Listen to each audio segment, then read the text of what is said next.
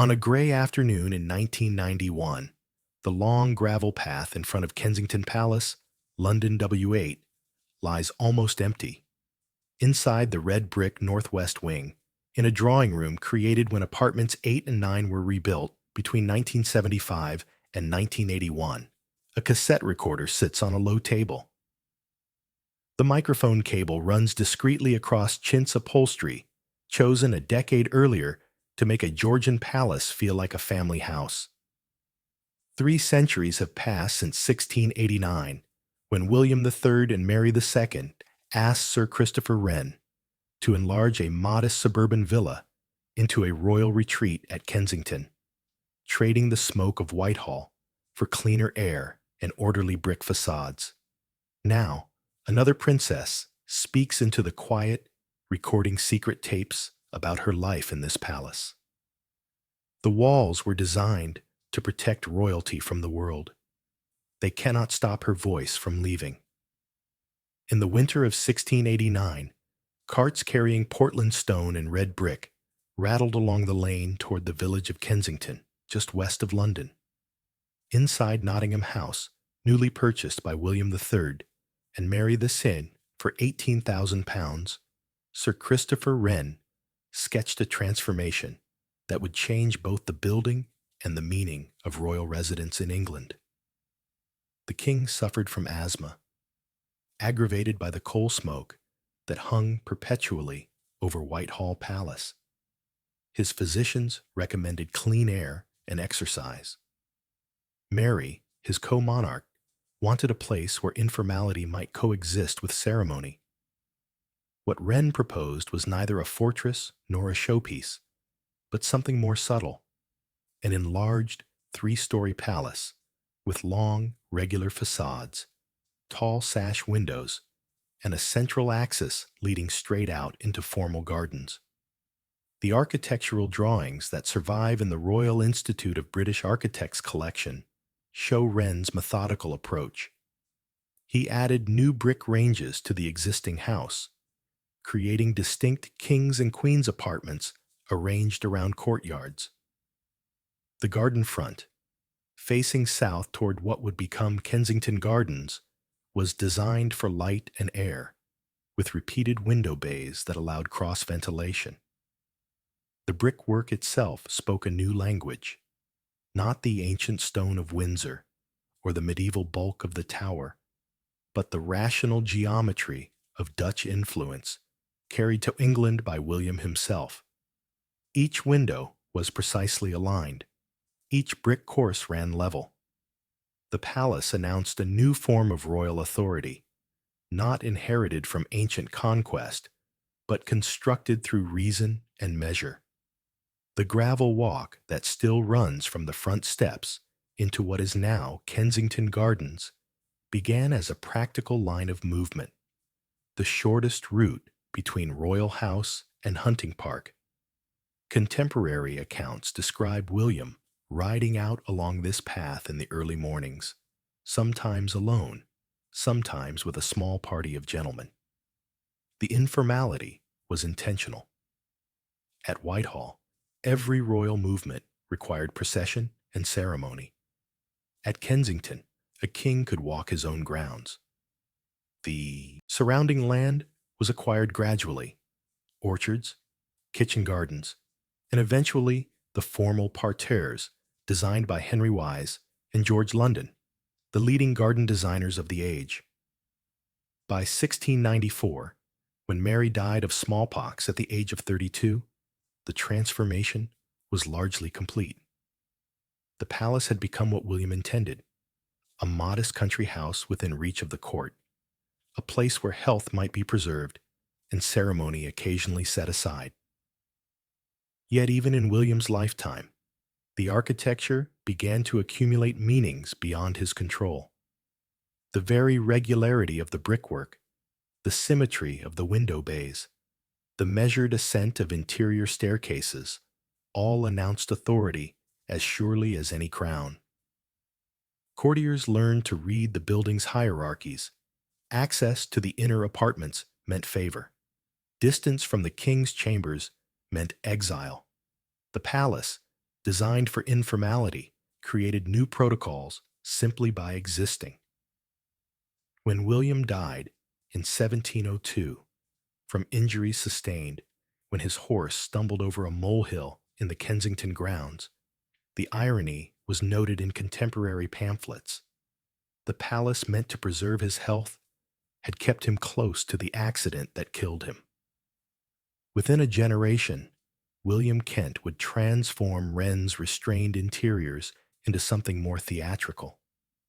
Hired by George I in the 1720s, Kent painted the King's Staircase with a crowded trompe-l'oeil court, creating the illusion that dozens of courtiers permanently lined the walls, watching each ascent. He designed the cupola room, with its blue and gold coffered ceiling, inlaid marble floor, and heraldic emblems, turning what had been a modest drawing room into a space fit for royal christenings and state receptions. The palace became a theater of carefully controlled access. Courtiers moving up painted stairs, petitioners waiting in outer rooms, private apartments receding deeper into red brick. The building's modest scale, never more than 3 stories, never sprawling into vast wings, intensified this sense of enclosure. Every threshold mattered. Every door marked a boundary. From the start then, Kensington Palace combined modest scale with strict choreography. Brick, plaster, and paint created a hierarchy of thresholds, a subtle architecture of distance between ruler and ruled. The same gravel path that allowed a king his morning exercise would later guide princesses, politicians, and eventually millions of mourners. The building would witness births and deaths, fairy tales and scandals, always holding its shape, while the meanings pressed into its rooms shifted with each generation. A century after William's death, a girl born in one of these rooms would describe the palace not as a refuge, but as a gilded cage. On 24 May, 1819, in a first-floor room at Kensington Palace, Princess Alexandrina Victoria was born into a house already layered with royal memories. Her father, the Duke of Kent, had secured apartments in the palace as a grace and favor, residence suitable for a younger son of George III, but far from the centers of power. The room where Victoria entered the world looked out toward the central gravel walk and the clipped geometry of the gardens beyond. Architectural plans from the period, preserved at historic royal palaces, show an interior that was elegant but not vast. A series of drawing rooms and nurseries, configured around the demands of a small, tightly controlled court. The same cupola room where she was christened on 24 June 1819, with Kent's painted ceiling overhead and the inlaid marble floor beneath, had witnessed royal ceremonies for nearly a century. The building enclosed her from her first breath. When the Duke of Kent died suddenly in January 1820, Victoria's widowed mother, the Duchess of Kent, found herself in a peculiar position. Her daughter stood unexpectedly close to the throne, yet mother and child possessed little independent wealth and no assured place in court life. The Duchess, guided by her comptroller, Sir John Conroy, devised what later became known as the Kensington system, a regime of control designed ostensibly to protect the young princess, but which functioned, in practice, as an elaborate architecture of supervision. Victoria's movements were limited. She rarely walked the long path alone. Instead, daily routines unfolded within a loop of staircase, corridor, and sitting room. She shared a bedroom with her mother until the day she became queen. Every excursion required permission. Every visitor was monitored. The palace, modest by royal standards, became a container precise enough to hold a child's entire world. Contemporary accounts and Victoria's own later diaries record her resentment. She came to see the palace as dreary and constraining. In letters written after she had left for Buckingham Palace, she used the phrase "gilded cage," describing Kensington as a place where wealth and position could not compensate for the absence of freedom. The architectural specifics mattered: low ceilings in some apartments, narrow corridors that offered no privacy, windows that looked out toward gardens she could visit only under supervision. The building's intimacy, which might have felt protective, became instead a form of pressure. Every room reminded her of her dependence. Every threshold required negotiation with her mother's household. Across early 19th century Europe, royal residences were slowly opening to public scrutiny. The age of absolute monarchy, when palaces existed solely for the sovereign's use, was giving way to a more complex arrangement. Industrial wealth and a growing middle class began to challenge aristocratic exclusivity. Newspapers reported on royal households. Engravings of palace interiors circulated in print shops. Kensington, once a suburban villa purchased for privacy and health, became a symbol of an older, closed system at the edge of a rapidly expanding city. London pressed closer each year. The village of Kensington became a neighborhood, then a borough. The palace's walls, which had once separated the royal household from empty fields, now marked a boundary between privilege and a city full of people who would never pass through its gates. The brick walls that had once protected a sick king now contained a child whose letters hint at loneliness. In one entry from her teenage years, preserved in the royal archives at Windsor, Victoria wrote of feeling melancholy and of longing for companionship beyond her mother's household. She described looking out the windows at the park, watching families walking freely, and feeling herself shut up inside. The palace's modest scale made that enclosure more intense. At Windsor or Buckingham, distance itself provided a kind of privacy. Long corridors, multiple staircases, the possibility of retreat into unused wings. At Kensington, every sound carried. The Duchess's apartments were too close, the household too small to allow anonymity. The building magnified the power of those who controlled access. Architectural intimacy became psychological pressure. The very features that Wren had designed to make the palace feel domestic, the human scale of the rooms, the regularity of the layout, the clear sightlines from front to back, made it impossible for Victoria to escape the watchful structure of the Kensington system. She learned to navigate the building's hierarchies, to understand which rooms offered relative freedom and which were her mother's domain. She noted the locations of doorways, memorized the routes that allowed her to move quickly from one space to another when she needed to avoid certain members of the household. The palace became, in her memory, not a series of beautiful rooms, but a map of restriction and permission, a built environment that shaped her understanding of power and control. When she left for Buckingham Palace on 20th of June 1837, the day she became queen at the age of 18, Victoria took her resentment but left behind a template. Kensington Palace had functioned as both cradle and cage, a royal home remembered not for its grandeur, but for the boundaries it enforced. The gravel path she walked that final morning, departing for a larger and more public life, would remain, waiting for the next inhabitant to discover what it meant to live inside a building that was never entirely private and never entirely one's own.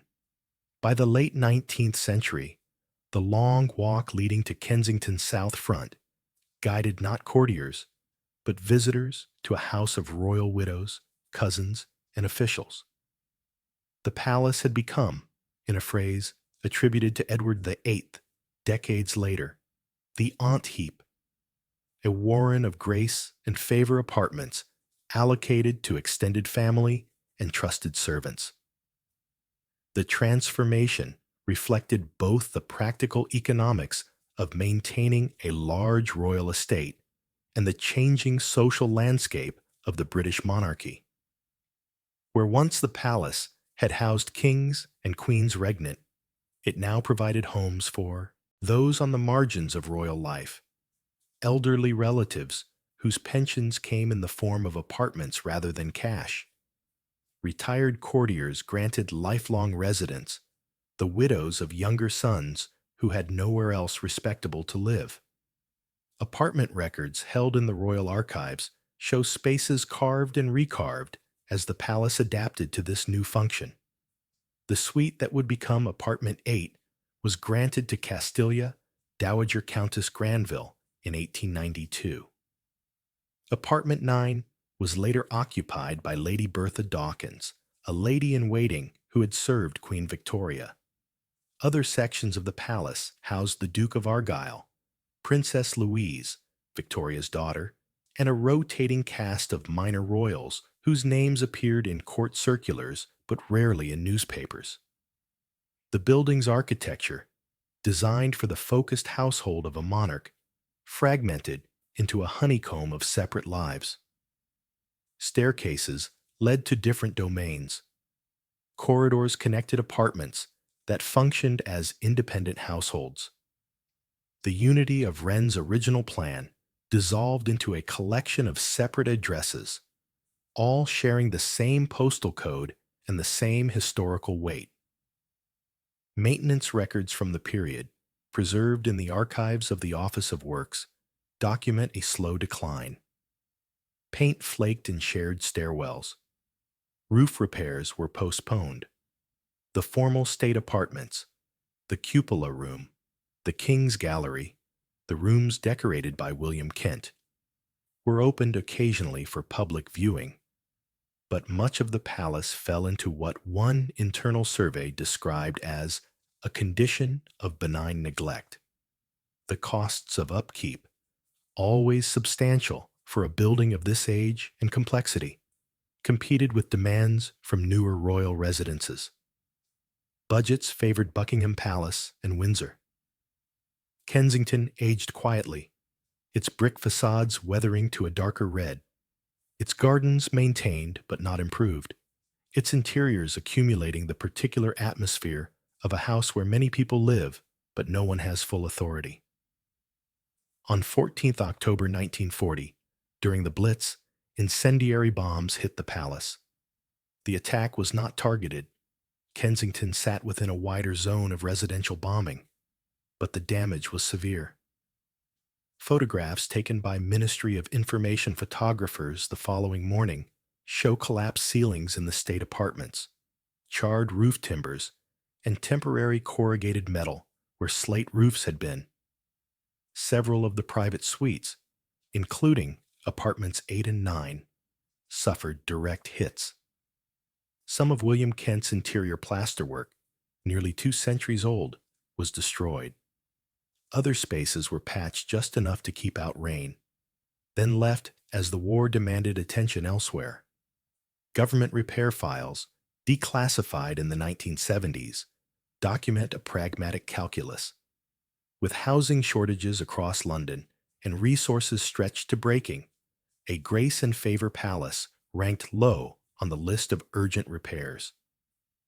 In the 1950s and 1960s, as London rehoused bombed-out civilians and rebuilt its commercial core, large parts of Kensington Palace slipped into what a 1967 preservation survey later described as prolonged post-war neglect.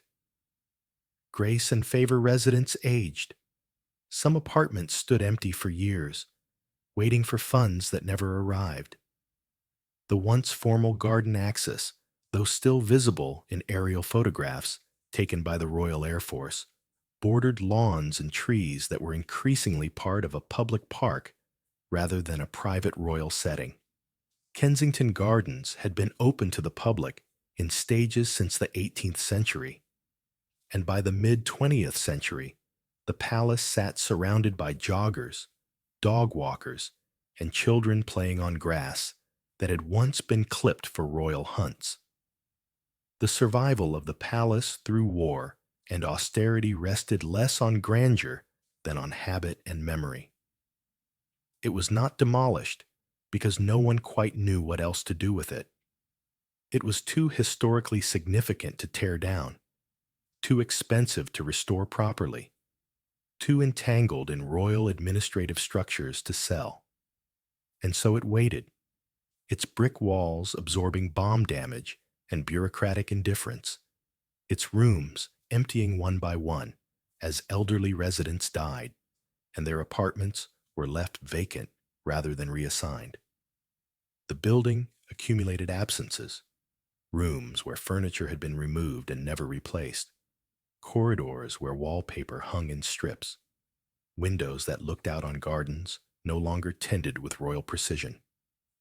In 1975, after decades of water damage, structural neglect, and vacant rooms, the derelict apartments 8 and 9 were selected for costly restoration. The decision came from the highest levels of the royal household. These particular rooms, long empty and patched with makeshift roofing, would be made ready for the heir to the throne and his future wife. The palace, which had spent half a century as a repository for the royal family's margins, would return to housing a central figure. The restoration would take 6 years and cost nearly £1 million. It would reverse the physical decay of the post-war decades, but it could not erase the building's history as a place of containment, surveillance, and gradual forgetting. The gravel path that Victoria had walked in 1837, feeling the weight of the building's constraints lift as she departed, would soon guide another princess inward, toward rooms that had been remade to hold a fairy tale. Between 1975 and 1981, builders and conservators worked through winters under gray plastic sheeting on the northwest wing of Kensington Palace. Official records held by historic royal palaces note that apartments 8 and 9, long empty and patched with makeshift roofing after wartime damage, underwent substantial restoration to reverse decades of post-war decay. The project represented a significant commitment of royal funds and institutional attention.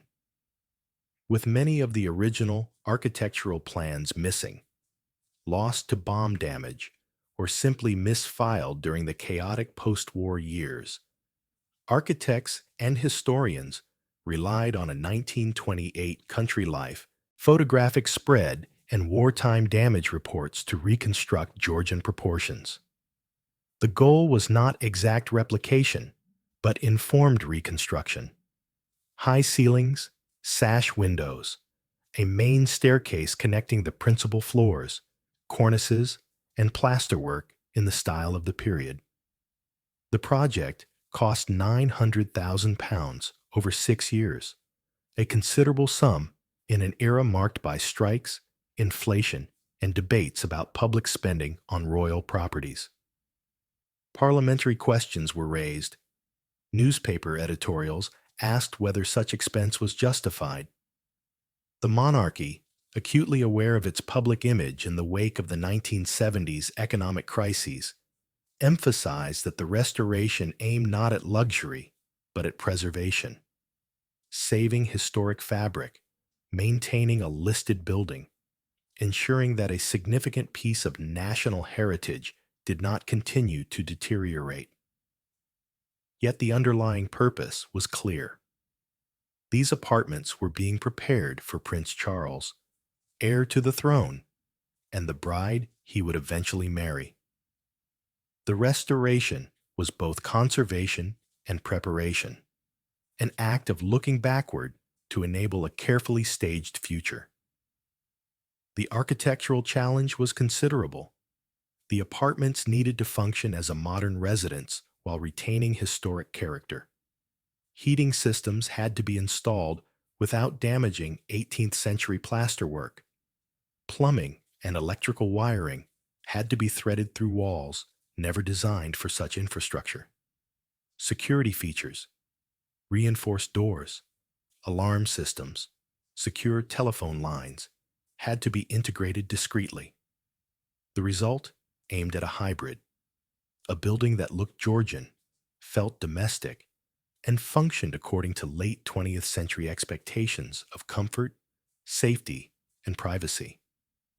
The nursery was planned to occupy the entire top floor, with access to a roof garden and a nearby helicopter pad that had been added to the palace grounds in the 1960s. Below, a suite of reception rooms, drawing room, television sitting room, dining room, opened off a main corridor with views toward the long palace walk. The layout reflected contemporary ideas about family life, separate spaces for children and adults, areas for entertaining distinct from areas for daily living, rooms sized for intimacy rather than state ceremony. The architectural historian Christopher Simon Sykes, writing in the 1980s, noted that the restoration represented an attempt to make a Georgian palace feel like a family house, a paradox built into the bricks themselves. On 29th of July, 1981, Prince Charles and his new bride, Diana, Princess of Wales, moved into the newly combined apartments 8 and 9, their official London home after the spectacle of their St. Paul's Cathedral wedding. The wedding had been watched by an estimated global television audience of 750 million people. The dress, the carriage, the kiss on the Buckingham Palace balcony, all had been choreographed for maximum visibility. The move to Kensington represented a different kind of staging, the creation of a private sphere within a public building, a place where the young couple could be seen to live a recognizable family life while still performing their roles as members of the royal family. Interior designer Dudley Poplack helped Diana layer the reconstructed Georgian shell with her own taste. Photographs published in magazines and later in books show floral wallpapers, overstuffed sofas upholstered in chintz, framed family photographs on side tables, and a mix of antique and modern pieces that gave the rooms an unexpectedly domestic warmth. The style was self-consciously English, drawing on country house traditions, comfortable rather than formal, cluttered in a deliberate way that suggested inhabitation rather than display. Poplack later described the goal as creating rooms where you could put your feet up, a phrase that captured the intended informality even as the address remained one of the most recognizable in the world. The restoration succeeded in its immediate aim. The apartments no longer leaked. The plaster no longer crumbled. The windows opened and closed smoothly. The heating worked. Yet the building's history could not be erased by new paint and modern plumbing. The same walls that now held family photographs had once enclosed Victoria's isolated childhood. The same gravel path, visible from the drawing room windows, had guided generations of royals into and out of the palace, each finding different meanings in the regularity of the bricks and the symmetry of the facades. The palace remained what it had always been, a space designed to mediate between public and private, to present an image while concealing a reality, to protect while also constraining.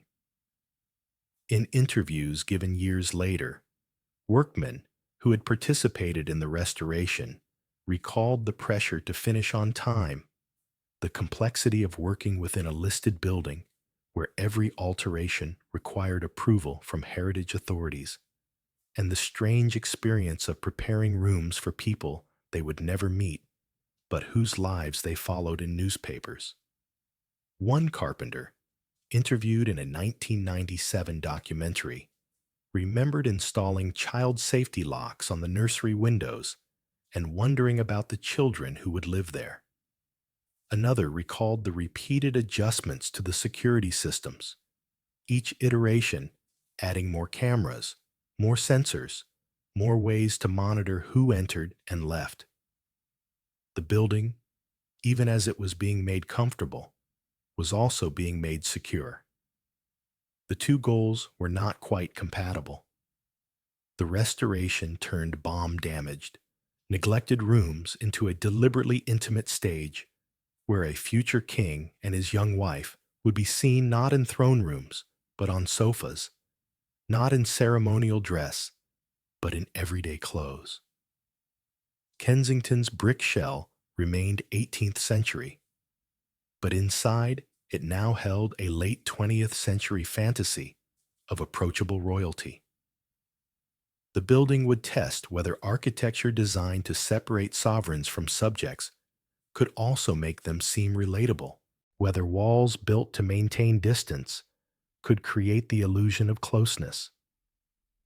Within a year, the same rooms would witness the births, first steps, and televised nursery photographs of two princes whose childhood home the press would christen simply KP, as if a palace could be made informal through abbreviation alone.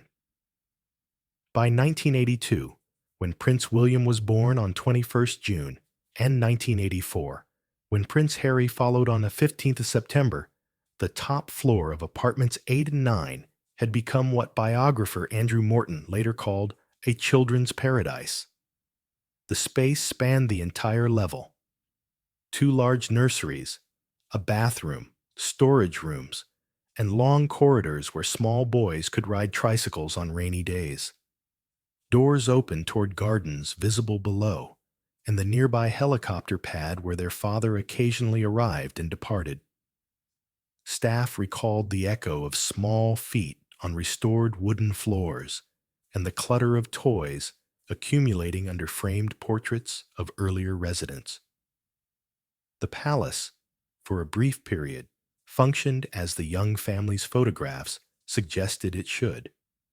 A home where children could be children, protected by walls and routines from the world beyond the gates. Press photographs from the mid-1980s, published in newspapers and magazines around the world, show Diana at the windows and on the steps of Kensington Palace. In one widely circulated image, she holds Prince William before his first day of nursery school, standing on the front steps with the red brick facade behind her. In another, both boys play in the gardens, Diana kneeling on the grass beside them, casual in a sweater and trousers. The camera's lens repeatedly frames the same architectural elements: the red brick facade, the white-painted sash windows, the central gravel walk leading away toward the park. Kensington becomes both a family backdrop and a visual shorthand for a modern monarchy trying to appear accessible. The building's familiarity, the fact that anyone could walk up to the gates and look at the same facade the photographs showed, created an illusion of proximity. The early 1980s were the high tide of mass-market tabloid culture and global television. Royal residences, once glimpsed only in engravings and official portraits, now appeared nightly on news bulletins and in color supplements. The shift had been building for decades, but Diana's arrival accelerated it. She was photogenic, young, and apparently willing to present her family life for public view in ways that previous generations of royals had resisted. Architecture that had been designed centuries earlier to control sight lines, to regulate who could see what, when, and from where, now became part of the apparatus of constant visibility. The palace's perimeter, designed by Wren as a boundary between royal house and hunting park, now separated a young family from crowds, long lens cameras, and an increasingly aggressive paparazzi culture. Inside, Dudley Poplack's high English interiors softened the discipline, geometry of Wren and Kent.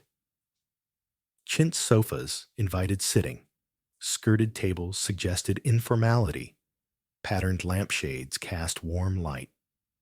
The aesthetic was deliberately anti-institutional, a domestic counterweight to the palace's historical weight. Yet that softness did not extend beyond the walls. Security remained constant. Every departure required planning. Every arrival was monitored. Staff moved through the building on schedules designed to minimize contact between the family's private life and the machinery required to maintain it. The palace functioned as two buildings simultaneously. The cozy home shown in authorized photographs and the secured residence mapped in protocols and emergency plans. Accounts from household staff, gathered by biographers in later years, describe a building full of contradictions. The nursery floor, with its bright toys and child-sized furniture, felt removed from the formal state apartments below. Yet the same staircases connected them. The drawing room, arranged for family dinners and quiet evenings, was also used for official receptions and charity meetings. The gardens, private in theory, were visible from multiple public vantage points in Kensington Gardens. The palace's architectural clarity, its legible facades, its symmetrical layout, its obvious entrances and exits made it nearly impossible to separate one function from another. Every room carried multiple meanings. Every space performed multiple roles. In these years, Kensington exemplified a paradox that would eventually prove unsustainable. The building was asked to be both stage and shelter, both public symbol and private refuge. The same gravel path that once carried royal coaches now guided telephoto lenses. The windows that Wren had designed to admit light and air now framed carefully curated scenes of domestic life, broadcast globally. The palace's architecture, fundamentally unchanged since the 18th century, was pressed into service for a media landscape it could not have anticipated and for which it was not designed. Diana, in particular, began to articulate a sense of exposure that the building's history made legible. In interviews given years later, she would describe feeling watched constantly, both by cameras outside and by staff and officials within. The palace's intimacy, the same quality that made it suitable for a young family, meant that privacy was nearly impossible. Sounds carried through walls. Movements were tracked. Schedules were coordinated by people she did not control. The building that tabloids described in soft tones as KP, as if it were merely a charming London address, increasingly felt to her like a space where her life was not entirely her own. The architectural logic of Kensington, separating public and private through a hierarchy of rooms, was designed for an era when public meant limited access by invited courtiers, and private meant the sovereign's personal chambers. By the 1980s, those terms had inverted. The private apartments had become the focus of intense public curiosity, photographed from every possible angle, discussed in daily newspapers, analyzed by commentators who had never set foot inside. The public state apartments, meanwhile, felt almost irrelevant to Diana's life. Tourists walked through them on scheduled tours, but those rooms were museum spaces, roped off and interpreted by guides. The life that mattered, the life that interested the world, was happening in the chintz drawing rooms and the nursery corridors, the very spaces the building's design was supposed to keep hidden. The palace's very legibility became a problem. Its recognizable windows, its fixed gates, Its predictable routines made it a kind of architectural stage set onto which the world projected fantasies and judgments. For a woman who increasingly felt unheard, the house amplified visibility while doing little to offer voice. The same features that made it iconic, the red brick, the symmetrical facades, the central path, made it inescapable. She could not move without the building announcing her movements. She could not alter the rooms without those alterations becoming news. The palace, designed to contain and protect, had become a frame that held her in place for public viewing. As the 1980s progressed, the fairy tale narrative would fracture. Those same facades that had framed images of young love and growing princes would frame a more unsettling story, a princess feeling watched in the very place that was meant to shelter her. In 1991, within one of those drawing rooms overlooking the gravel walk, Diana would find a way to make the palace's silence speak, turning the building's privacy against its own protocols through a tape recorder and a friend who arrived unremarkably on a bicycle. By the late 1980s, the palace that tabloids described in soft tones as KP increasingly felt, in Diana's own accounts, like a surveillance zone. The shift was gradual, not marked by any single event, but by an accumulation of incidents and a growing awareness that the building's architecture, which had seemed protective, also functioned as a form of exposure. Interviews she gave later, recorded conversations, and accounts gathered by biographers describe her sense that Kensington Palace, with its visible windows and predictable routines, left her exposed to both media scrutiny and institutional oversight. The two forms of watching were not unrelated. The press photographed her every departure. The palace hierarchy monitored her every decision. The building sat at the intersection of both systems, its brick walls unable to prevent either. Former staff recalled that the long approach path and the gates on Kensington Gardens became regular gathering points for photographers, especially when the princess left or returned by car. The gates, originally designed as a polite threshold marking the boundary of royal property, became a choke point where cameras could be positioned with certainty that their subject would eventually pass. Telephoto lenses rested on the same iron railings that had once kept sheep out of the gardens. The predictability of the architecture, its single main entrance, its clear sight lines, its obvious routes of movement, made it impossible to leave unobserved. Diana later described feeling trapped by the building's transparency, unable to move without being documented.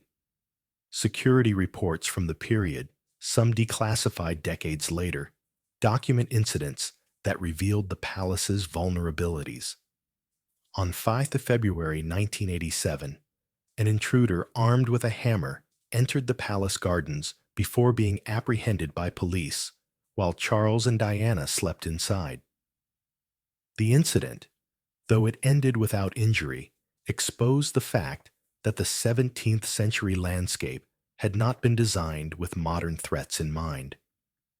The gardens, which flowed into Kensington Gardens without significant physical barriers, could be accessed from multiple points. The palace's setting, once its great advantage, providing air and openness, had become a security problem. Subsequent modifications added more cameras, more sensors, and more patrols. But the essential vulnerability remained. The building was embedded in a public park, visible and accessible in ways that newer, purpose-built royal residences were not. In this period, Britain's wider-built environment was also adapting to new forms of risk. Office blocks gained CCTV and keycard access systems. Council housing estates wrestled with questions of defensible space, a term coined by architect Oscar Newman to describe how design could either enable or prevent crime. Royal palaces, with their listed facades and ceremonial layouts, had to retrofit security discreetly, adding layers of technology to bricks never meant for it. At Kensington, the tension between heritage preservation and security requirements created awkward compromises. Cameras were mounted on period buildings. Modern locks were installed in Georgian door frames. The result was neither authentically historical nor efficiently contemporary, but something hybrid and unsettling. Accounts gathered by biographers, and later confirmed in Diana's own recorded words, speak of isolation and distress within the seemingly cozy interiors of apartments 8 and 9. The floral chintz, which had looked warm in photographs, began to feel oppressive. The photographs of smiling family members on side tables became reminders of a narrative that no longer matched reality. The building's domestic scale, once presented as evidence of the royal family's relatability, meant that there was nowhere to retreat within the apartment. Every room carried memories. Every corridor had witnessed arguments. The palace's architecture, designed to make royal life visible and legible, now made unhappiness equally impossible to hide from those who lived and worked within its walls. The architectural logic of separating public and private, state, apartments for visitors, private apartments hidden behind, had inverted. Her private space had become the focus of intense public curiosity, photographed from outside, discussed in daily newspapers, mapped in magazines that published floor plans, and speculated about which rooms were used for what purposes. Official rooms, meanwhile, felt almost irrelevant. Tourists walked through the King's Gallery and the Cupola Room, but those spaces had nothing to do with her daily life. The life that interested the world was happening in the rooms the building was supposed to keep private.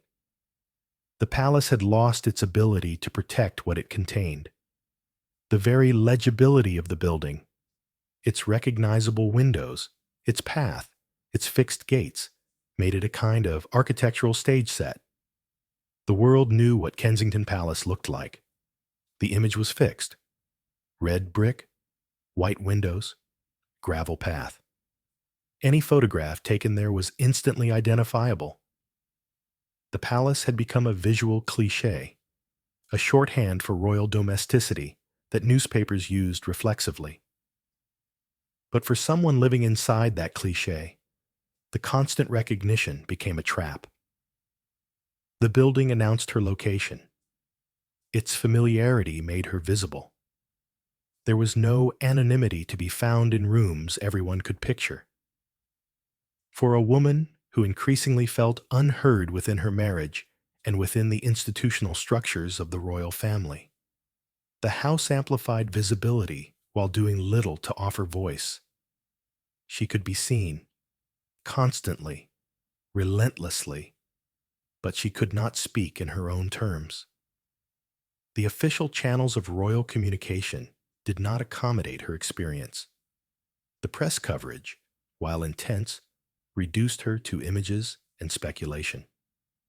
The palace stood as a physical embodiment of this silencing, a building designed for display, not dialogue, a structure that framed her for viewing but offered no platform for her to define the terms of that viewing herself. In 1991, she would find a way to turn the palace's privacy against its own protocols.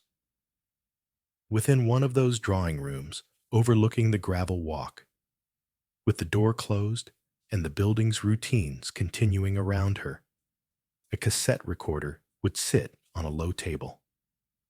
A microphone would clip to her clothing, and she would speak at length and in her own words about the life she had lived inside these walls.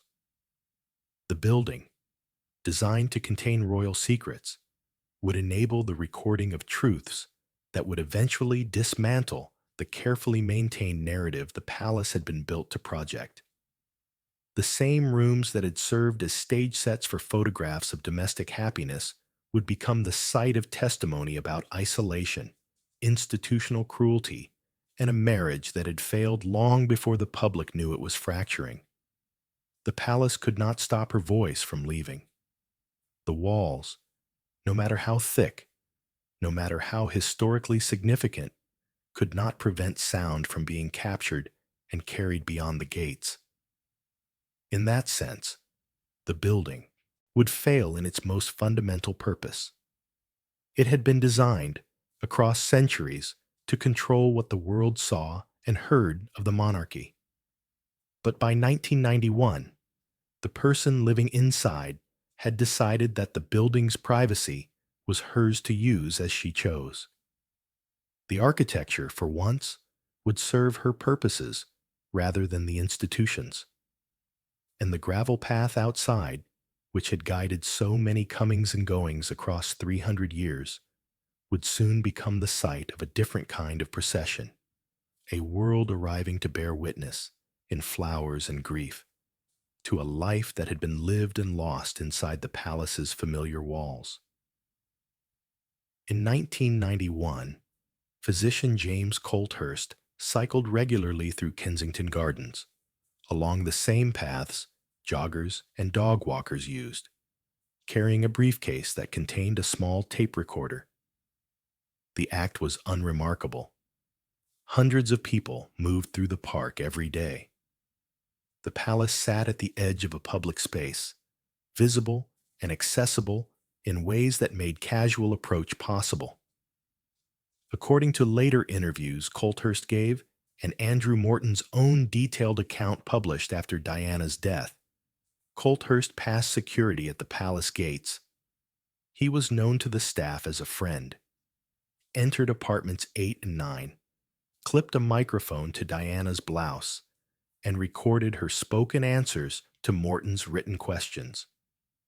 The sessions took place across multiple visits in the spring and summer of 1991, each one adding hours of testimony to the tapes that would eventually form the foundation of Morton's book, Diana, Her True Story, published in June 1992. The recordings were made in a sitting room whose proportions had been reconstructed from 18th century photographs and wartime damage reports. The walls were paneled. The cornices ran in clean lines around the ceiling. The windows looked out toward the gravel path and the gardens beyond. The room had been designed, in its latest iteration, for family comfort. Sofas arranged for conversation, lamps casting warm light, photographs, and personal objects making the space feel inhabited rather than formal. It was precisely the domesticity of the setting that made it suitable for what Diana intended. She was not speaking from a throne room or a state apartment. She was speaking from her living room, the place where she sat with her children, where she read in the evenings, where the ordinariness of daily life was supposed to unfold.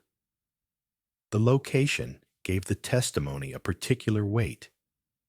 This was not public performance, but private truth, recorded in the space meant to be most protected from outside scrutiny. The recordings captured her descriptions of bulimia, suicide attempts, and a marriage that had been failing for years. She spoke about her husband's relationship with Camilla Parker Bowles, about feeling isolated within the royal family, about the institutional machinery that shaped every aspect of her life. She described the palace itself as a place of surveillance and constraint, where her movements were monitored, her friendships questioned, her attempts to establish independence blocked by protocols she had not created and could not change. The tapes ran for hours, testimony accumulating in measured sentences spoken into the quiet of a room where nothing else moved. Outside, the palace's brick facades remained unchanged. Tourists still walked the central avenue, taking photographs of the same windows and gates they had seen in magazines. Inside, the palace that had once symbolized royal discretion now enabled a radically different act, a princess using its privacy to circumvent the official narrative. The architectural protection that had been designed to keep the world out was being used to prepare a message for the world. The walls, which had contained so many royal secrets across 3 centuries, were containing another, but this one would not remain hidden. The early 1990s saw a broader shift in how institutions were challenged. Whistleblowers, investigative journalists, and documentary filmmakers used hidden recordings and leaked documents to expose abuses in corporations, governments, and churches. The tools of surveillance, which had been used by the powerful to monitor the less powerful, were being turned around. Morton's book, based on tapes recorded at Kensington Palace, applied similar methods to the monarchy itself. The institution had relied on its ability to control information, to present a curated version of royal life while keeping uncomfortable truths private. Diana's recordings broke that control, using the very privacy the palace afforded to prepare a public revelation. The drawing room's paneled walls and restored cornices became an acoustic container for confession. Sound engineers would later note that the recordings had a particular quality: the dead acoustic of a heavily furnished, carpeted room, the kind of space that absorbs rather than reflects sound. The room had been designed inadvertently to be a good place to record. There was no echo to muddy the words, no external noise to interfere with clarity. The architecture that had been meant to provide discretion, thick walls, solid construction, distance from the street, ensured that her voice came through clearly on the tapes. In later documentaries, when excerpts of the recordings were played, her voice sounded oddly intimate against the knowledge of the building's scale and history. The same walls that had witnessed royal births and ceremonies now held testimony about suffering and institutional failure. The process of recording itself was methodical. Morton submitted questions in writing. Diana prepared her answers, sometimes consulting diaries she had kept, sometimes simply speaking from memory. Colthurst operated the recorder, managing the technical aspects while staying mostly silent himself. The sessions were not interviews, but monologues, carefully structured to cover specific topics: her wedding, her early years in the royal family, the deterioration of her marriage, her struggles with mental health, the impact on her children. The format gave her control over the narrative in a way that traditional media interviews would not have. There were no interruptions, no follow-up questions pushing her in directions she did not want to go, no editing beyond her own choices about what to say and how to frame it. By turning a palace reception room into a recording studio, Diana inverted the usual direction of royal communication. Traditionally, the state projected messages outward from the palace: official statements, carefully staged photographs, appearances orchestrated by press secretaries and protocol officers. Communication flowed from the institution through controlled channels. Diana's recordings reversed that flow. Instead of the state projecting outward, a single resident used the palace to send her story out, uncontrolled and unfiltered. The building became not a container for official narratives, but a launching point for personal truth. The architectural irony was profound. Kensington Palace had been designed, across all its modifications and restorations to maintain boundaries between public and private, between official and personal, between what the world could see and what remained hidden. For 3 centuries, it had performed that function with reasonable success. Monarchs had lived there, conducted their affairs, made decisions, and maintained control over what became known beyond the walls. Diana's recordings shattered that control from within, using the very privacy the building provided to prepare a public disclosure that the institution could neither prevent nor contain. The palace, meant to protect royal secrets, had enabled the recording of testimony that would eventually contribute to a formal separation and a permanent shift in how the monarchy was perceived.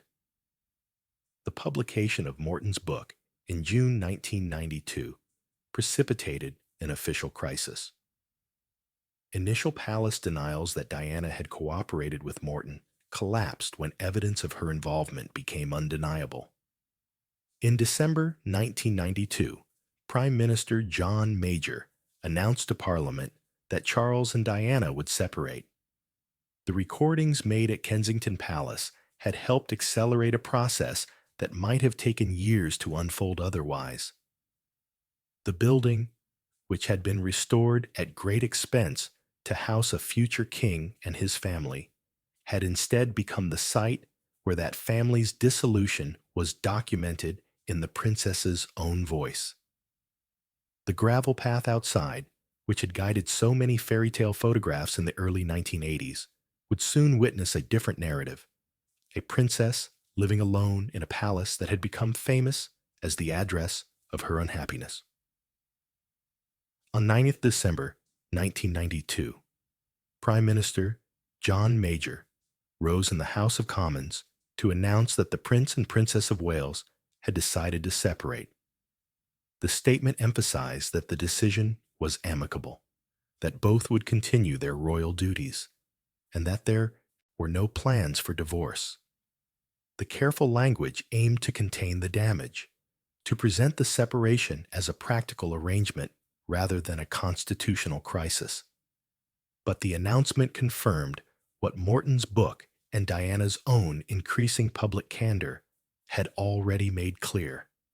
The marriage that was supposed to secure the monarchy's future had failed. Within hours, newspapers published photographs of Kensington Palace, the building that had been restored to house a fairy tale now reframed as the site of its collapse. Charles's base increasingly shifted toward Highgrove, his country estate in Gloucestershire, and official offices at St. James's Palace. Diana remained at Kensington Palace, where apartments 8 and 9 continued as her London home. The separation was architectural as well as legal. 2 separate addresses, 2 separate households, 2 separate schedules that occasionally intersected around their children, but otherwise diverged entirely. The palace, which had been designed to house a single royal household with clear hierarchies and unified purpose, now contained only half of what it had been prepared for. The building's symmetry remained, but the life within it had fractured. Accounts by staff and biographers described changes in how the apartment was used. The nursery, once filled with toys and the noise of young children, grew quieter as William and Harry spent more time at boarding schools. Ludgrove first, then Eton. The rooms were maintained, ready for their returns during holidays, but the daily rhythms of childhood faded. Reception rooms, with their patterned sofas and family photographs, became sites for charity meetings, planning sessions for humanitarian work, and occasionally quiet evenings alone. Diana's public role expanded. Visits to hospitals, campaigns against landmines, work with AIDS charities, while her private life in the palace contracted. The building held more empty space than it had in years, rooms prepared for functions that no longer occurred, furniture arranged for gatherings that did not happen. The long palace walk outside now often carried unaccompanied joggers rather than royal family groups. The gates still drew photographers whenever Diana left for engagements, but the nature of the attention had shifted. The press, which had once photographed a young family, now documented a separated princess whose every movement was analyzed for signs of distress or defiance. The building's visibility, which had been used to project an image of domestic stability, now amplified every contradiction between the fairy tale that had been promised and the reality that had emerged. The early 1990s recession, political scandals, and debates about the cost of monarchy sharpened public scrutiny of royal finances and residences. Questions were asked in Parliament about grace and favor apartments, about who lived in royal properties, and at what cost to taxpayers. The balance between heritage conservation and public funding entered everyday conversation in ways it had not since the 1960s. Kensington Palace, with its mixture of museum rooms and private flats, sat at the center of these arguments. It was simultaneously a national monument, a working royal residence, and a home to one of the most famous women in the world. Each function brought its own costs and its own justifications, but the multiplication of roles made it harder to defend the expense. Within those debates, Diana refocused the meaning of her address. In interviews and speeches, she emphasized humanitarian work, framing herself not as a royal performing ceremonial duties, but as someone using her position to draw attention to causes that mattered. She visited hospitals and campaign groups by car from the palace's side entrances, avoiding the front gates where photographers gathered. The brick facade and the formal approach remained constant, visible in every photograph and news report, but the stories, leaving through its doors, shifted. The palace was no longer primarily associated with royal family life or ceremonial duties. It was Diana's address, the place she returned to after traveling to Angola to walk through minefields, or after sitting with AIDS patients in London hospices. The building became, in the public imagination, less a symbol of monarchy and more a symbol of her particular version of public service. Staff accounts describe a building that felt paradoxically both busier and emptier than it had been. Diana's office occupied several rooms, staffed by secretaries, press officers, and advisors who managed her schedule and public appearances. The machinery of her public role required space, coordination, and infrastructure. Yet the domestic life that had once filled the apartment, family dinners, bedtime routines with children, the casual interactions of a household, had largely disappeared.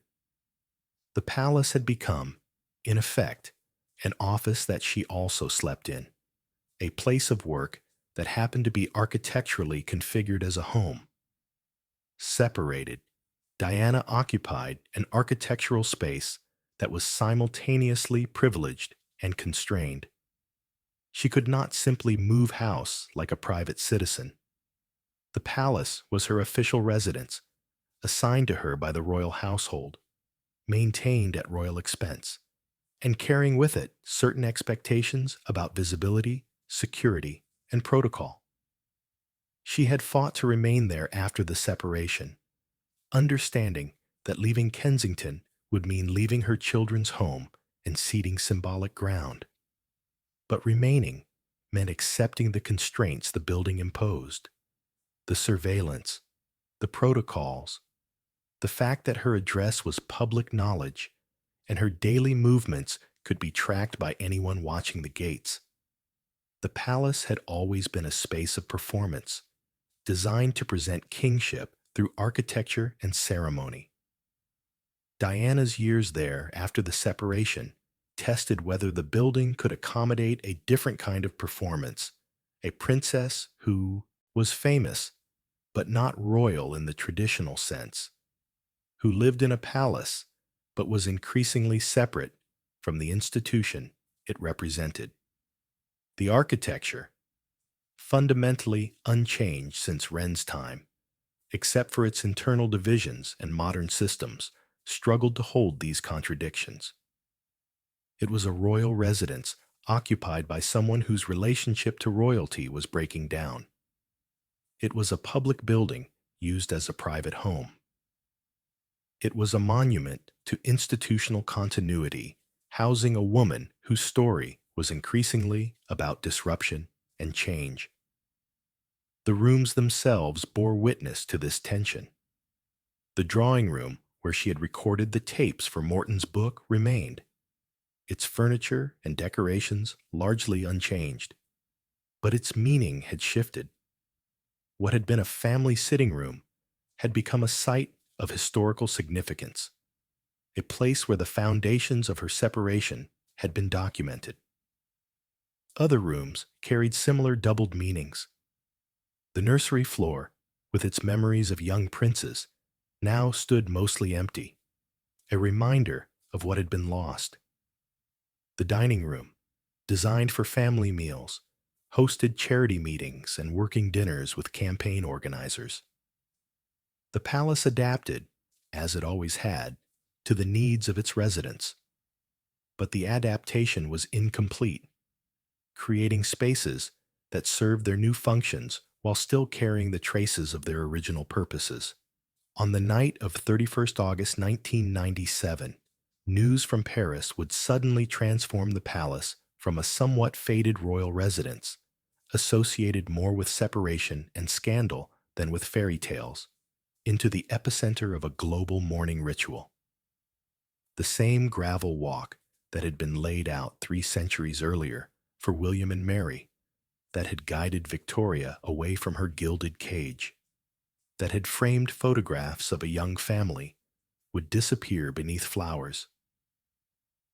In the days following Diana's death, in a car crash in Paris on 31st August 1997, the familiar approach to Kensington Palace became almost unrecognizable. Contemporary reports from journalists, official records held by the royal parks, and photographic archives document a spontaneous transformation that began within hours of the news and continued for nearly 2 weeks. By the morning of 1st September, the first bouquets had been left at the gates. By that evening, the flowers covered several square meters. By 10th September, the pile of flowers outside the palace and extending into Kensington Gardens was roughly 5 feet deep in places. The Royal Parks Agency later estimated that more than 1 million individual bouquets were left at Diana's London residence alone. Guinness World Records documented the tribute as the largest floral memorial in modern history, with between 10,000 and 15,000 tons of flowers laid at royal sites across London that week. Photographs taken during those days show the red brick facade almost secondary to a foreground of cellophane, handwritten notes, stuffed toys, and candles.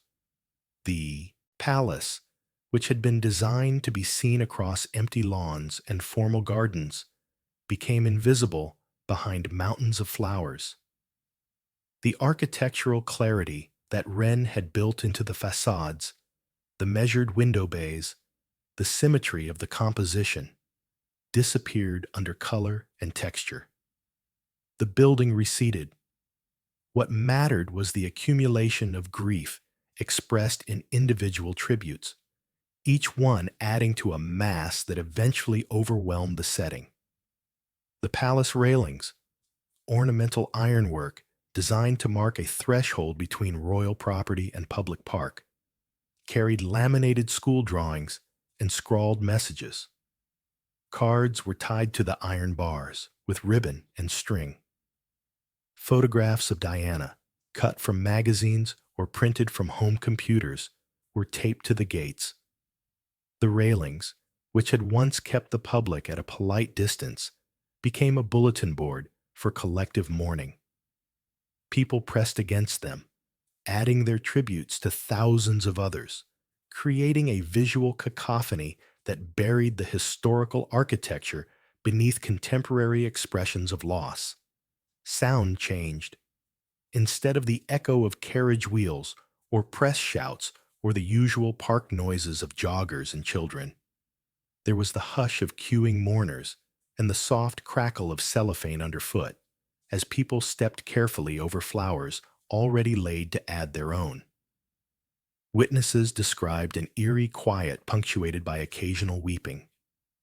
Television crews, present throughout, recorded long lines of people waiting to approach the palace, some for hours, carrying flowers purchased from vendors who set up impromptu stalls nearby.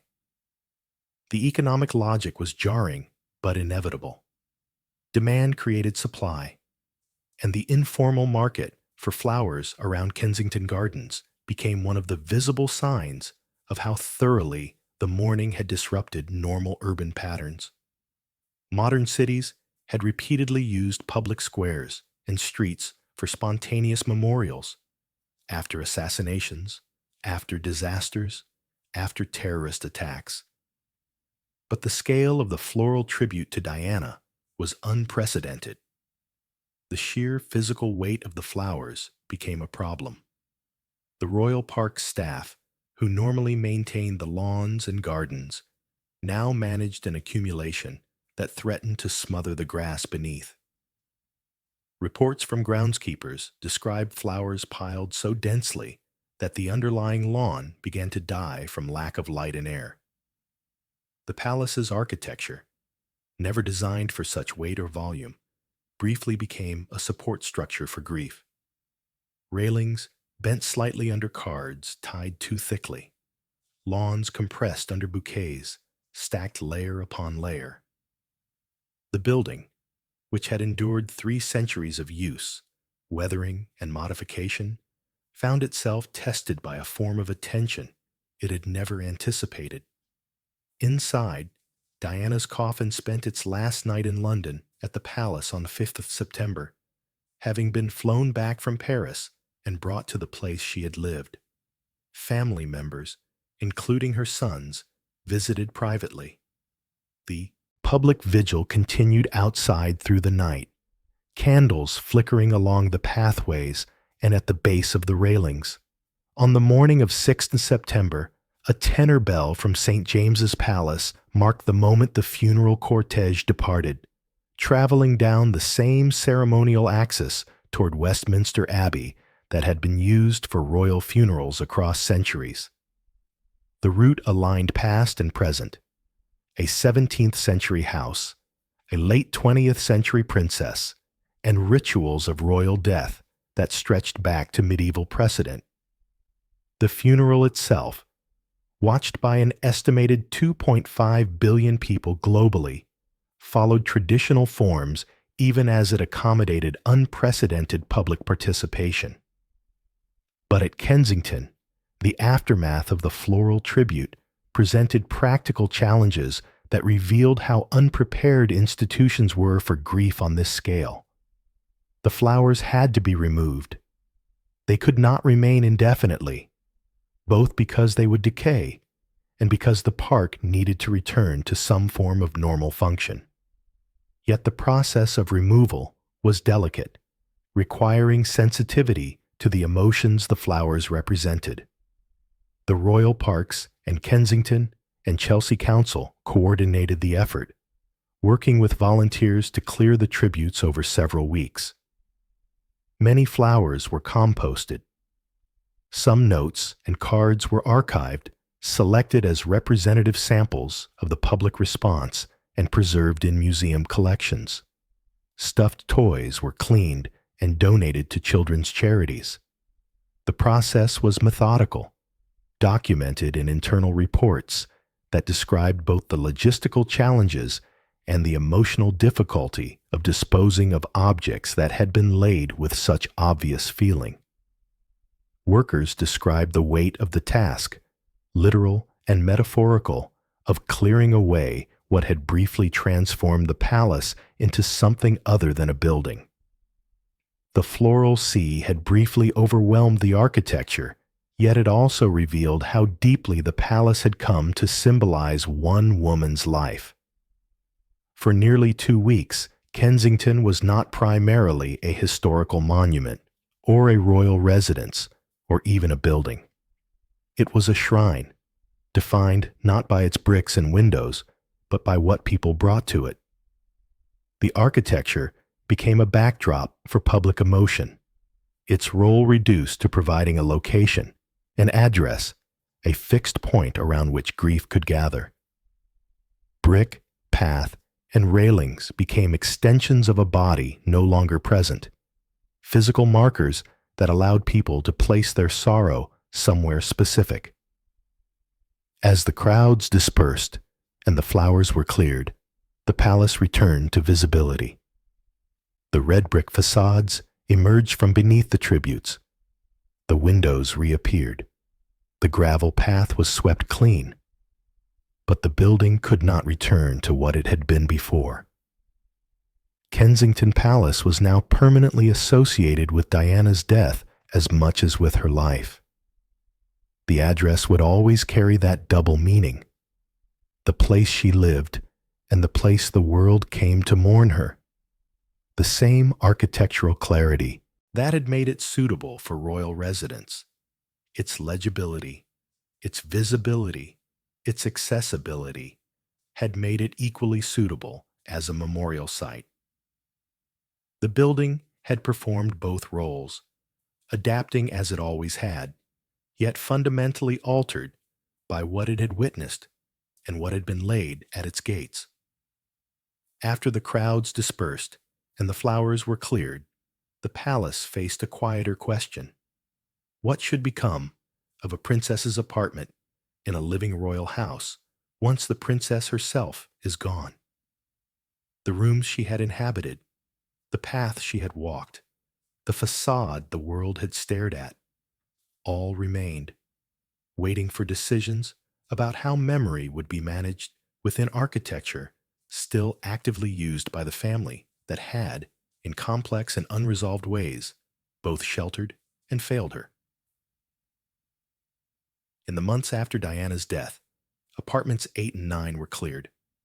Press reports from late 1997 and 1998 described the removal of furniture, personal belongings, and artworks. Some items went to Althorpe, the Spencer family estate where Diana had been buried. Others were distributed to charities she had supported.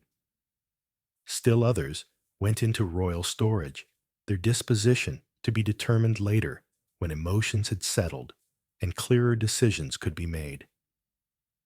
The clearing was done quietly, without public announcement, the work carried out by palace staff over several weeks. What had been a home became a series of empty rooms, their functions suspended while the royal household and the Spencer family negotiated what should happen next.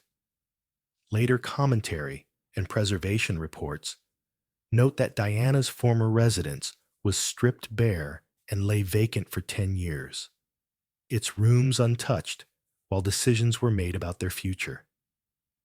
The description suggests intentional preservation, but the reality was more bureaucratic.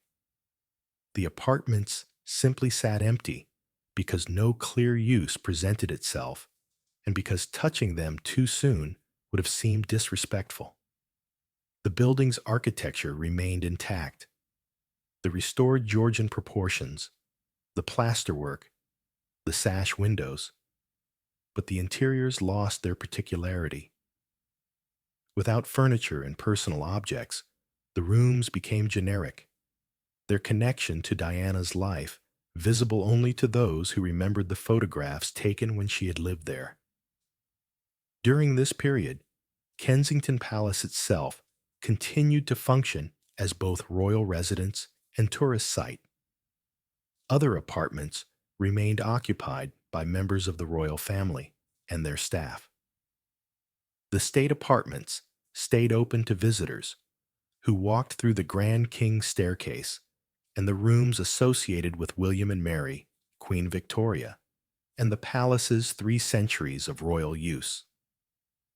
Historic royal palaces, the independent charity that managed the public areas, maintained its usual schedule of tours, exhibitions, and educational programs.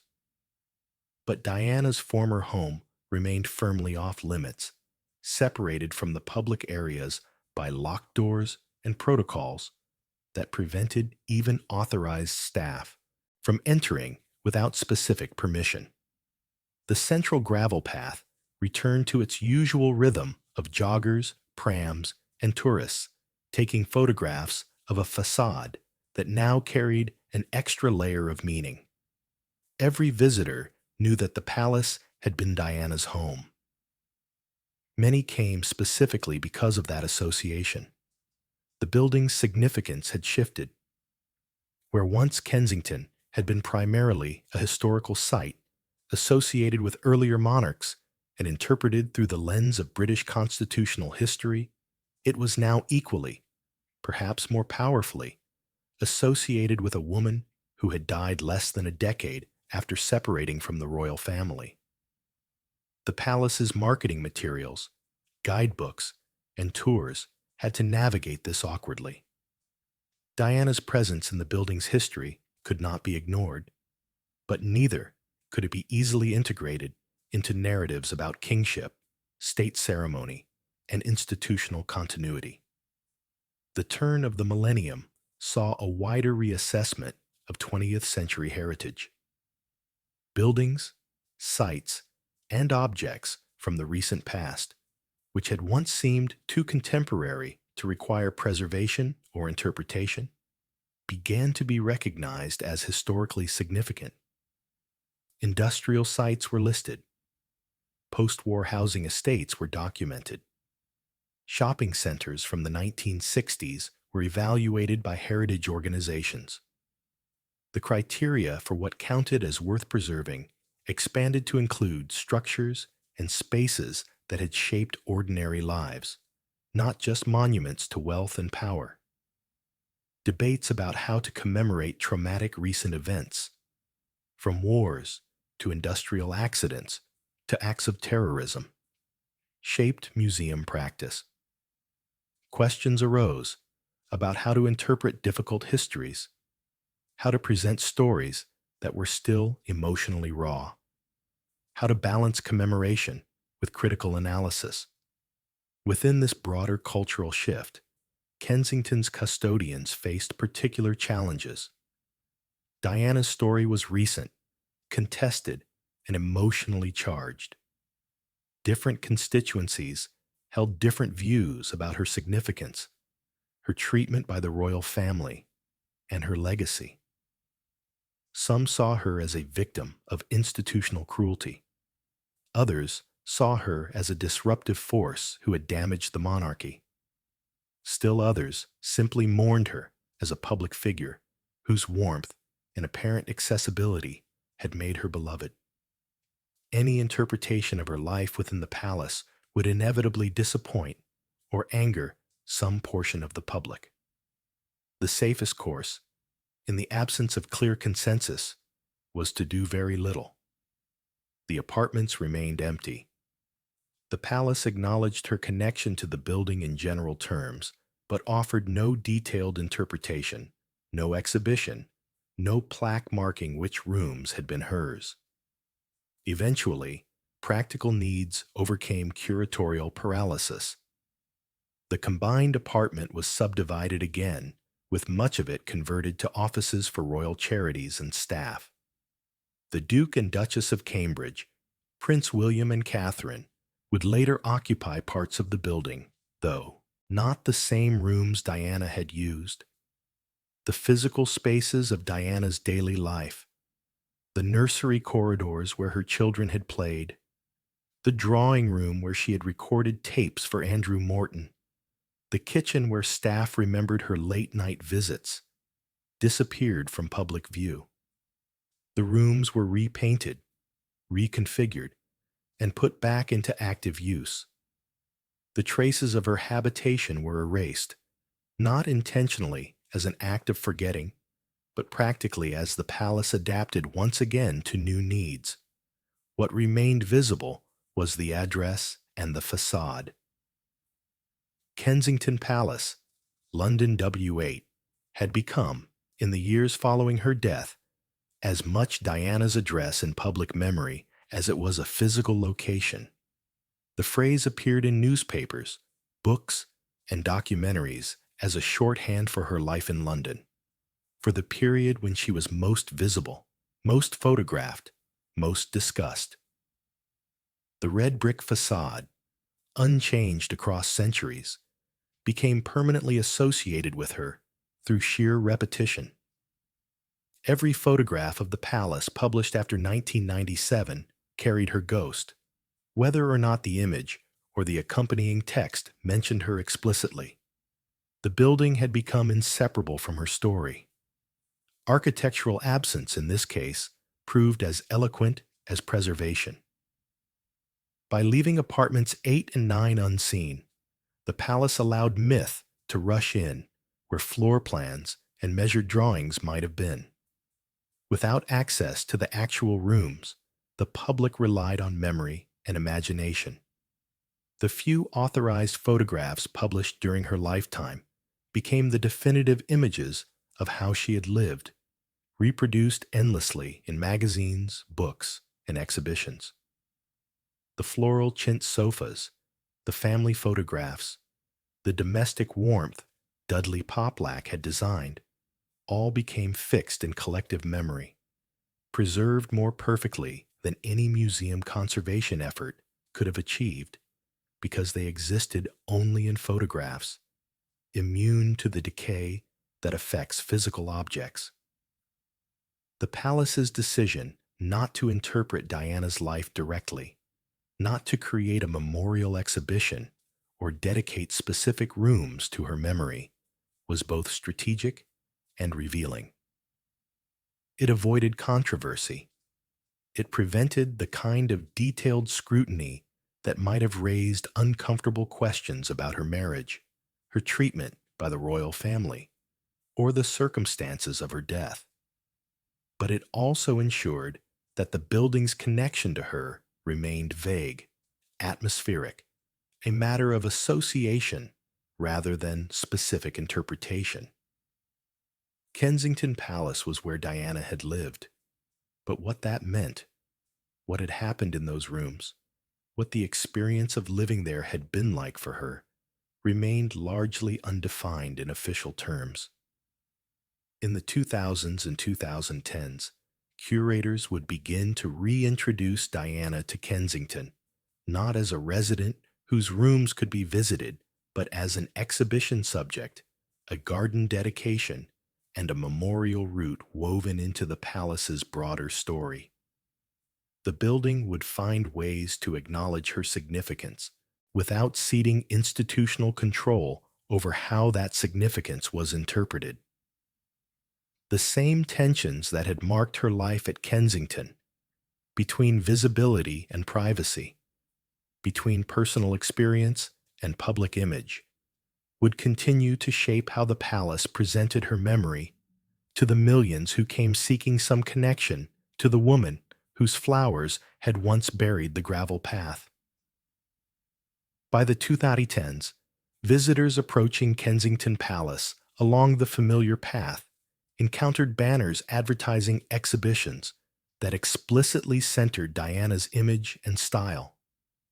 Historic royal palaces, which had spent the decade after her death uncertain about how to interpret her story, now mounted shows that used the state apartments and dedicated galleries to display her wardrobe, her public appearances, and the photographs that had made her the most recognizable woman in the world. The most prominent of these, Diana, Her Fashion Story, opened in February 2017 to mark the 20th anniversary of her death. The exhibition included the ivory silk taffeta dress she had worn for her engagement announcement, the midnight blue velvet gown she had danced in at the White House, and the sleek evening dresses from her later years that photographers had captured at charity events and premieres. These exhibitions leaned heavily on architecture. Mannequins were placed in the enfilades of rooms that William Kent had decorated nearly 3 centuries earlier, creating visual juxtapositions between Georgian Baroque and 1980s fashion. Visitors moved through space as if following a narrative runway, the sequence of rooms guiding them through Diana's evolution from shy bride to confident public figure. The curatorial strategy was clear. Use the palace's historical grandeur to elevate Diana's wardrobe into something more than celebrity fashion, to frame her clothing choices as historical artifacts worthy of museum display and serious analysis. Large photographs, many taken inside apartments 8 and 9 in the 1980s, were reprinted as wall-scale murals. Images showing floral sofas, family photographs on side tables, and Diana at home in casual clothes appeared in the exhibition galleries, bringing the private apartment, inaccessible physically, back into public view as a two-dimensional backdrop. The effect was uncanny. Visitors walked through actual palace rooms while looking at images of different palace rooms, the building simultaneously present and represented, immediate and mediated.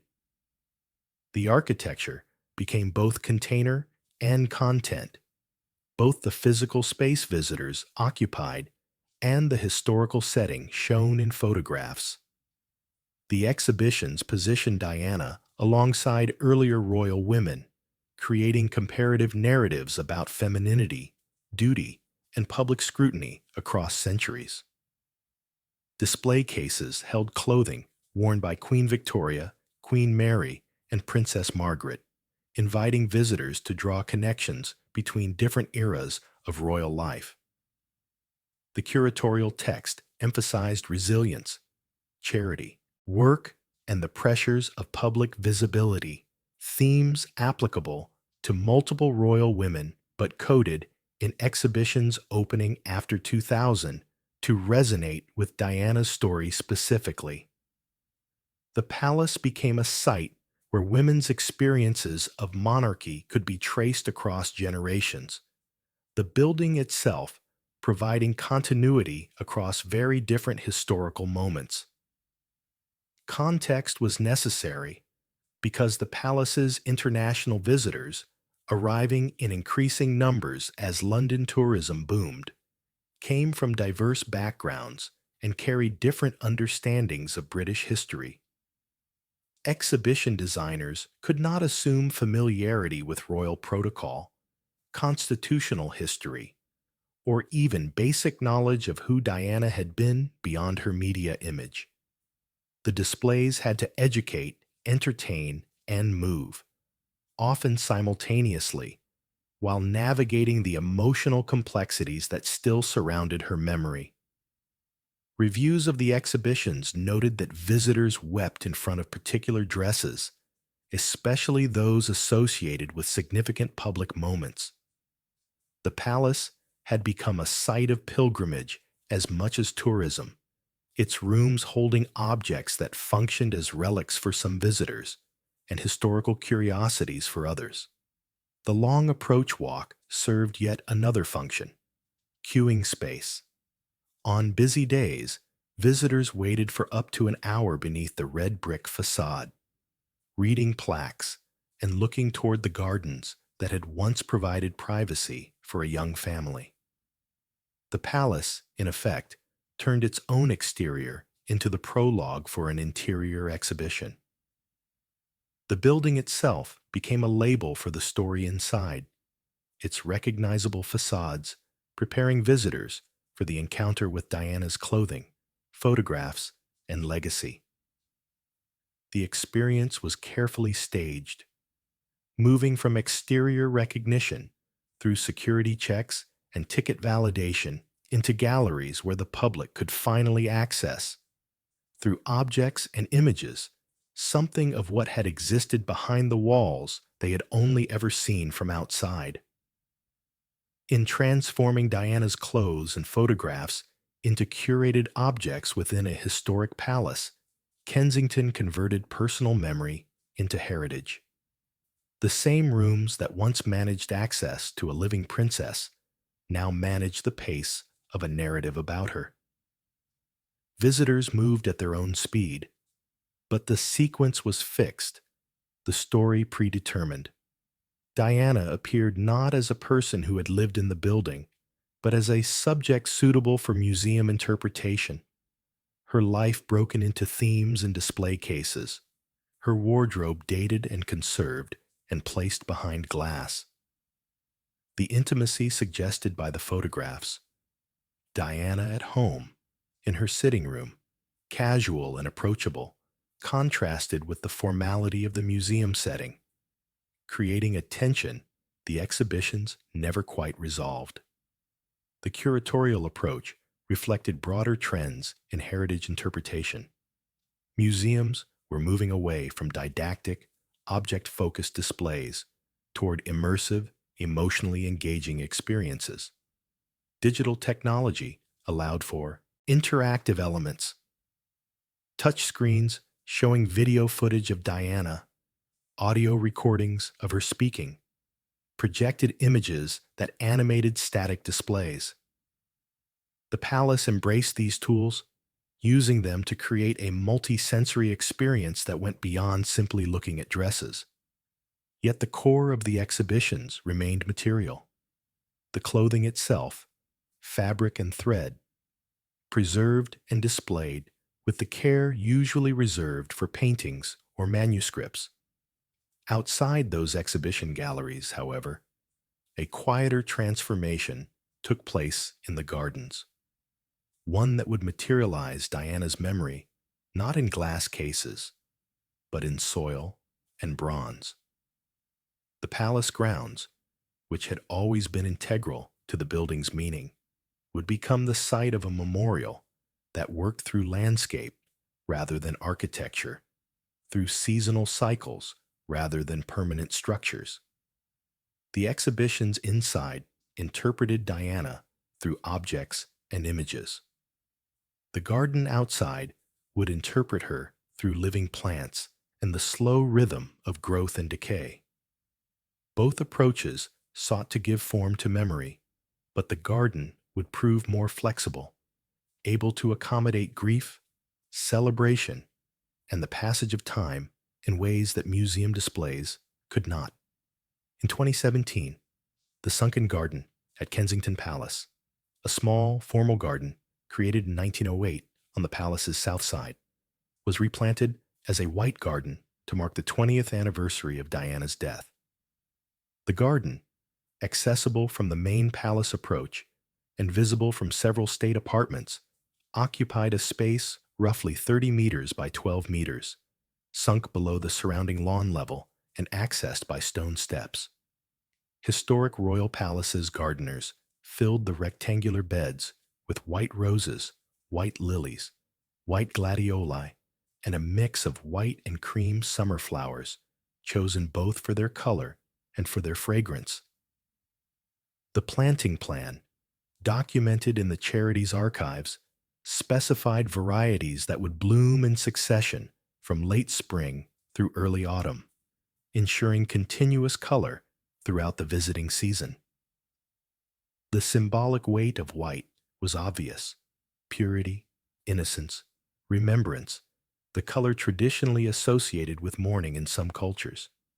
But the choice also reflected Diana's own reported fondness for white flowers, a detail preserved in staff accounts and in descriptions of floral arrangements she had chosen for the palace during her lifetime. The White Garden was not a direct replica of anything Diana had planted. She had not been involved in designing palace gardens, but it aimed to evoke a sensibility associated with her, a combination of elegance and accessibility translated into horticultural terms. This garden, visible from the palace and accessible from the same paths visitors used to reach the main entrance, became a spatial counterpart to the floral sea of 1997. Where the earlier tribute had been spontaneous and overwhelming, accumulating bouquets that eventually smothered the lawns, the White Garden was curated and seasonal, its design documented in planting plans and maintenance schedules. The palace grounds thus absorbed grief into a recurring horticultural cycle: blossoms, fading, pruning, and replanting. The memorial became part of the building's ongoing life, maintained by the same staff who cared for the other palace gardens, integrated into yearly calendars of garden tours and educational programs. The garden performed multiple functions. It provided a site for contemplation distinct from the busier exhibition galleries inside the palace. It offered a free memorial. Visitors could view it without purchasing tickets to the palace interior, making Diana's memory accessible in a way that the exhibitions were not. And it demonstrated that memory could be managed through landscape, through seasonal change and botanical knowledge, in ways that did not require permanent structures or controversial inscriptions. The garden could evolve. Its plantings could change.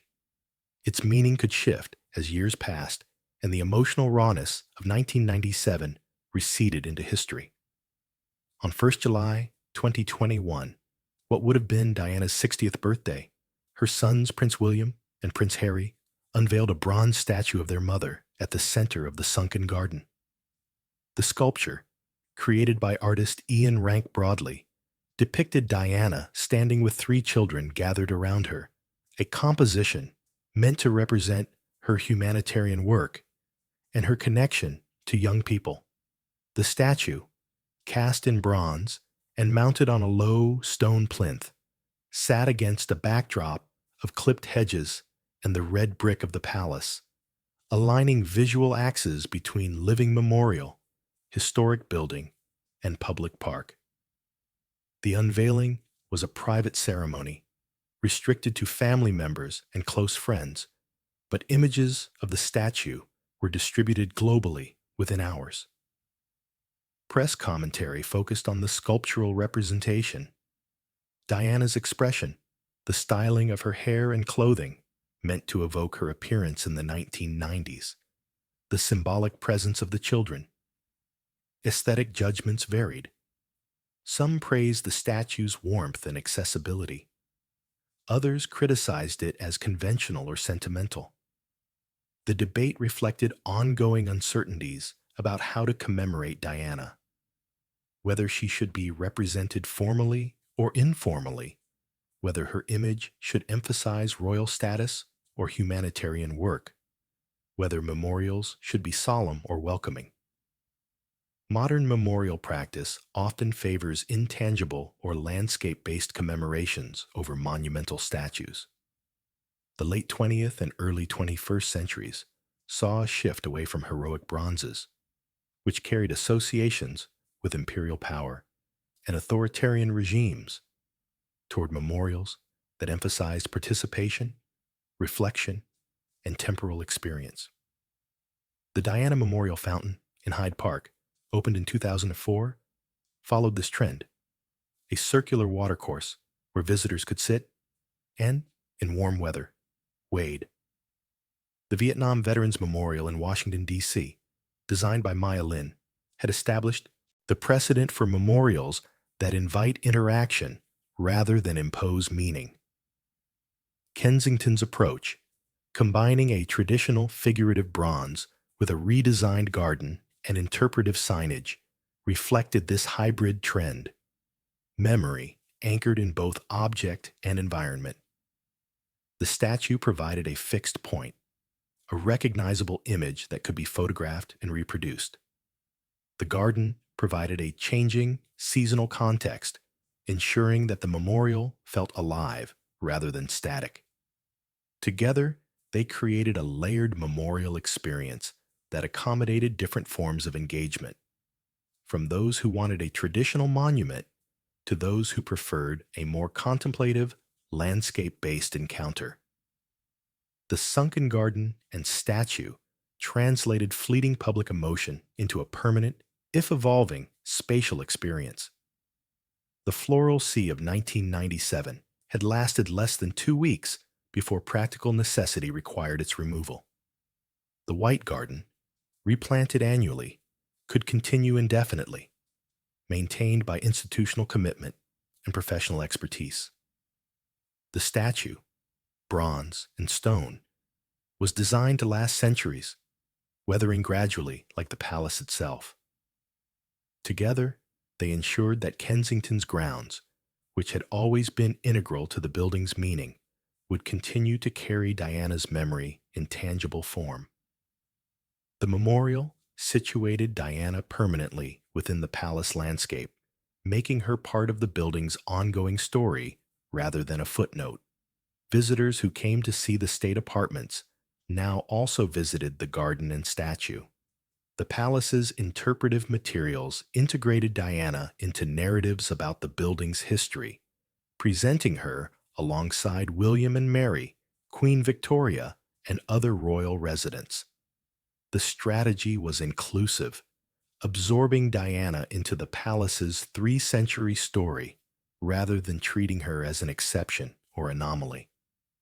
The building, which had witnessed her life and death, now also held her commemoration.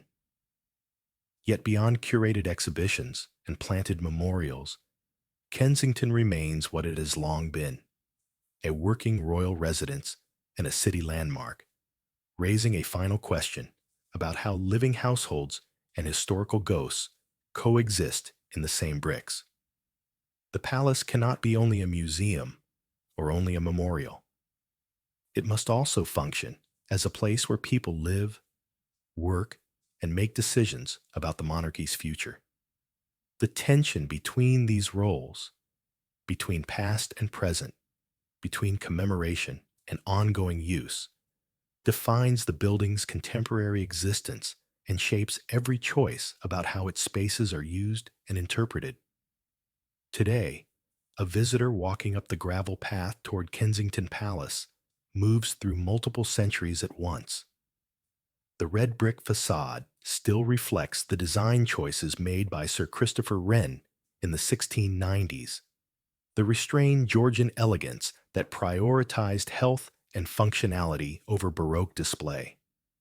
The statue of Queen Victoria on the East Lawn, erected in 1893 to mark her Diamond Jubilee, recalls her 19th century childhood within these walls, and her later description of the palace as a gilded cage. Signage and guidebooks point out that this was once the home of Diana, Princess of Wales, and is now the official London residence of the Prince and Princess of Wales, William and Catherine, creating a continuity that the palace's administrators carefully maintain. Behind some of those windows, offices for royal charities and household staff occupy parts of the former apartments 8 and 9, as confirmed in recent press accounts and architectural surveys. The rooms have been reconfigured, subdivided, and adapted for institutional functions. What was once a nursery floor, where princes played, now holds desks, filing systems, and the infrastructure required to manage the public roles of working royals. The adaptation is practical, unsentimental, and invisible to visitors who see only the exterior facade and have no access to the private areas. The palace, as always, continues while absorbing its past into its present functions. Children play in the nearby Diana Memorial Playground, with its Peter Pan-inspired wooden pirate ship, on a site within view of the palace where she once lived. The playground, opened in 2000 in the northwest corner of Kensington Gardens, welcomes 50,000 visitors annually, most of them families with young children.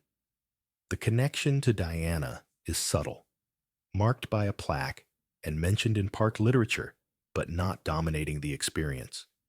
The playground functions primarily as a playground, a place of noise and movement and ordinary childhood joy, rather than as a site of mourning.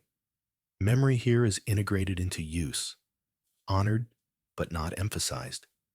Runners and walkers follow the Diana Memorial Walk, a 7-mile route marked by metal plaques set into the pavement, threading together Kensington Palace and 4 other London locations associated with her life: St. James's Palace, Buckingham Palace, Spencer House, and Clarence House.